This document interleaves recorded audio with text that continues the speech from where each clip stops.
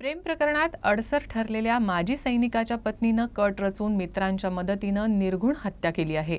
या प्रकरणी पोलिसांनी मृताच्या पत्नीसह 3 तरुणांना अटक केली। अमरावतीच्या नांदगाव पेठ पोलीस स्टेशन हद्दीतील कठोरा गांधी मार्गावर गेल्या 21 एप्रिल रोजी नाल्यात कुजलेल्या अवस्थेत एक मृतदेह आढळून आला होता। यानंतर तपासात ही घटना उघड झाली। मृतक मिलिंद वाघ हे भारतीय सैन्यातून सेवानिवृत्त झाल्यानंतर भारतीय रेल्वेमध्ये उदखेड इथं रेल्वे गेटवर गार्ड म्हणून कार्यरत होते। त्यांना सेनेची पेन्शन आणि रेल्वेचा पगार सुरू होता, परंतु गेल्या काही महिन्यांपासून त्यांची पत्नी राहते घर आणि पेन्शन स्वतःच्या नावाने करून घटस्फोट देण्यासाठी त्यांच्यावर वारंवार दबाव आणत होती। याच कारणावरून वाद वाढल्याने मृतकाची पत्नी तिच्या प्रियकरासोबत राहत होती। मृतक मिलिंद हे त्यांच्या अकोल्यात राहणारा लहान भाऊ प्रशांत सोबत नेहमी संपर्कात राहत होते। त्यांच्या पत्नीकडून होणाऱ्या त्रासाबाबत ते त्यांना नेहमी सांगत होते। अशातच 16 एप्रिलपासून मिलिंद यांचा फोन लागत नसल्याने प्रशांत वाघ हे अमरावतीत त्यांच्या घरी आले।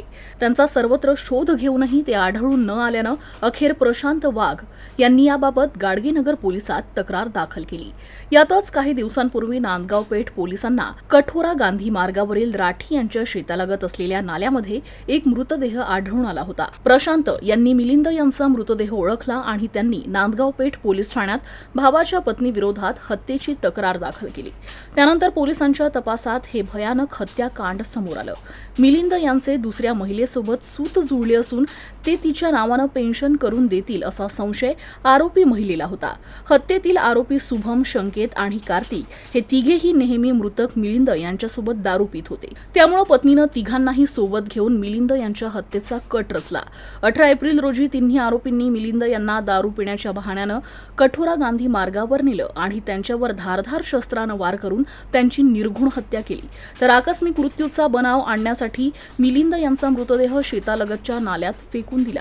प्रकरणी नांदगाव पेठ पोलिसांनी मिलिंदच्या पत्नीसह शुभम भोयर, संकेत बोळे, कार्तिक कडूकर यांना अटक केली आहे। चारही आरोपी सध्या पोलीस कोठडीत असून नांदगाव पेठ पोलीस पुढील तपास करत आहे।